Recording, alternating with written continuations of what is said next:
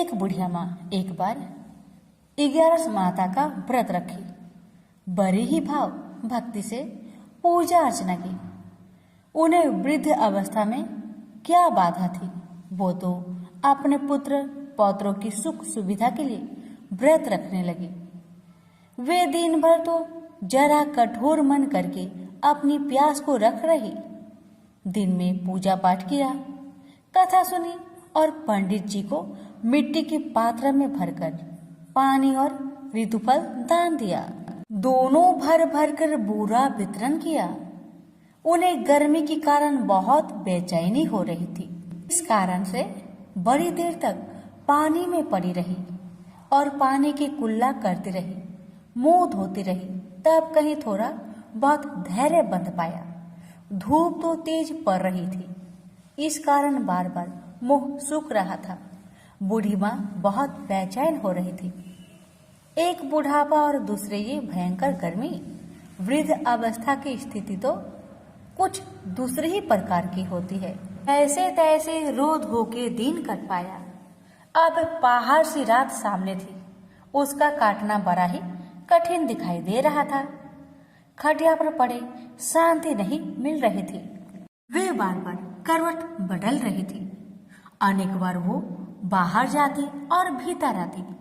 उन्हें घर के अंदर शांति नहीं थी। वे पड़ी पड़ी एकादशी माता का स्मरण करती रही। वे कहती रही कि हे माता जी, आप मेरी लाज रखेगा, आप ही मुझे शक्ति दे दीजिएगा जिससे मैं भली भांति आपका व्रत कर सकूं और ये पहाड़ सी रात शांति पूर्वक व्यतीत हो सके। प्यास के कारण बूढ़ी माँ की बेचैनी तो बढ़ ही रही थी। उन्होंने धैर्य रखने का बहुत प्रयास किया, किंतु सहनशीलता की सीमा टूट गई और वे घबराकर एकदम चिल्ला पड़ी। बोली, बचाओ बचाओ बचाओ। अम्मा का चिल्लाना सुनकर परिवार भर के नर नारी, बच्चे और पड़ोसी एकत्रित होकर बूढ़ी अम्मा की खटिया के समीप पहुंच गए। सबने पूछा, अम्मा जी, आपको क्या हो गया? आप क्यों चिल्ला पड़ी हैं? आप इस वृद्धावस्था में ये कठिन व्रत क्यों कर रही हैं? अम्मा जी ने कहा, शक्ति से ही भक्ति होती है। थोड़ी ही देर में वे फिर से बोली कि अरे, हमारे प्राण तो ही निकल जा रहे हैं। मेरी छाती पर ठंडे पानी का घड़ा रख दीजिए। नातियों ने दादी की छाती पर ठंडे पानी का पात्र रख दिया।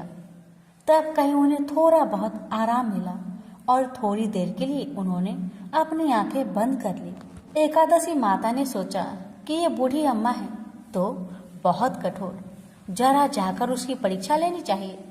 वे आधी रात को मुर्गा बनकर टेर लगाने लगी। मुर्गा की आवाज सुनकर दादी जल्दी से उठी और बाहर जाकर आसमान की ओर देखा, किंतु आसमान में कहीं उन्हें प्रातःकालीन तारा दिखाई नहीं दिया।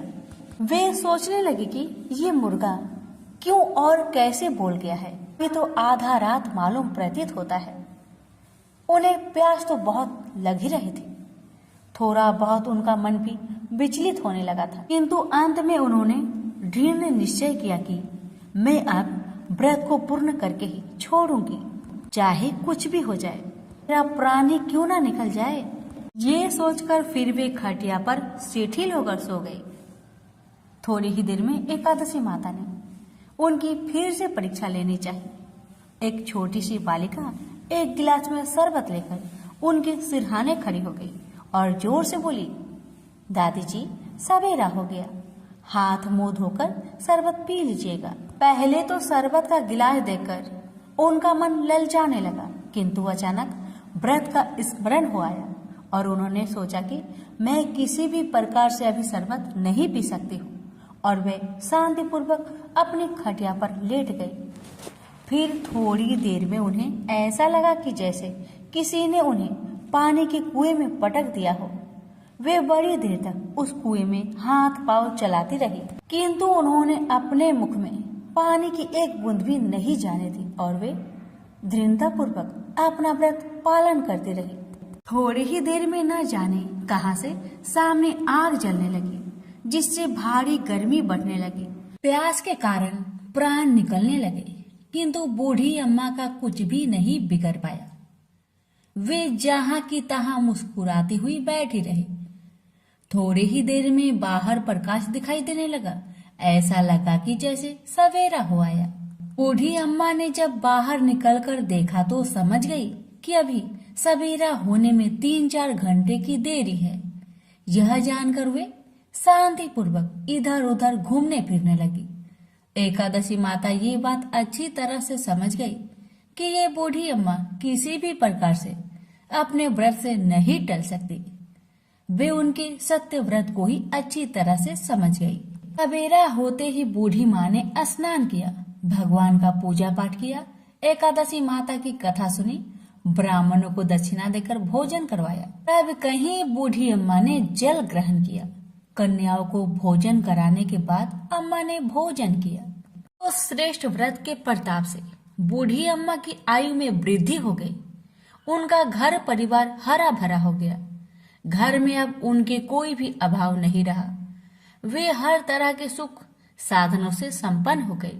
नाती नातिनों से उनका घर भर गया और वे उसी दिन से 12 महीने की एकादशी का व्रत करने लगी।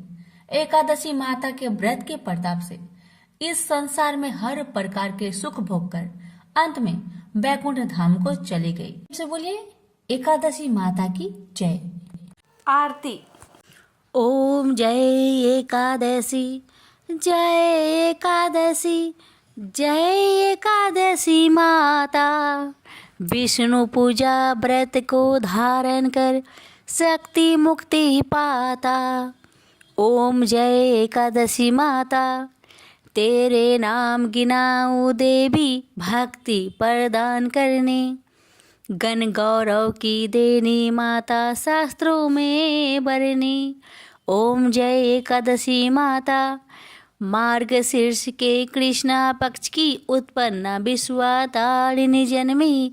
शुक्ल पक्ष में हुई मोक्षदा मुक्ति दाता बनाई।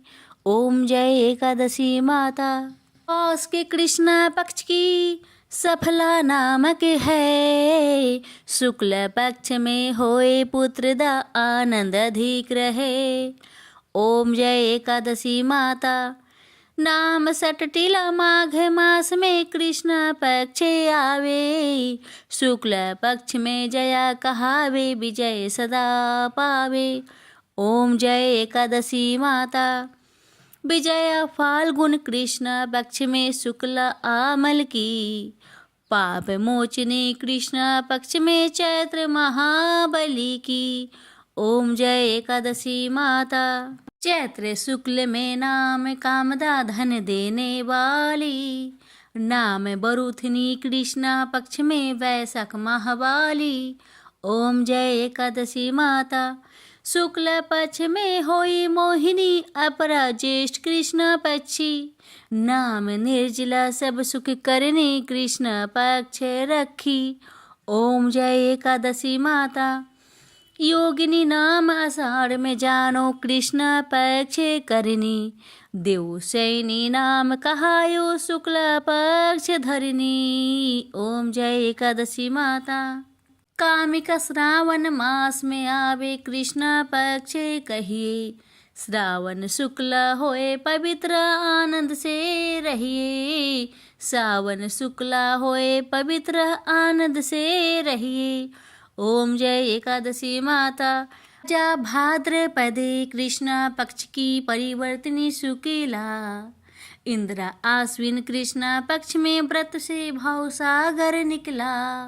ओम जय एकादशी माता, पापंकुशा है शुक्ला पक्ष में आप हरण हारी। रमा मास कार्तिक में आवे सुखदायक भारी। ओम जय एकादशी माता, देवोत्थानी शुक्ला पक्ष की दुख ना सके मैया। देवोत्थानी शुक्ला पक्ष की दुख ना सके मैया। पावन मास में करूँ विनती पार करो नैया। पावन मास में करूँ विनती पार करो नैया। ओम जय एकादशी माता, परमा कृष्ण पक्ष में होती जन मंगल करनी। परमा कृष्ण पक्ष में होती जन मंगल करनी। शुक्ल मास में होए पद्मिनी दुख दरिद्र हरिणी। शुक्ल मास में होए पद्मिनी दुख दरिद्र हरिणी। ओम जय एकादशी माता। जो कोई आरती एकादशी की भक्ति सहित गावे। जो कोई आरती एकादशी की भक्ति सहित गावे।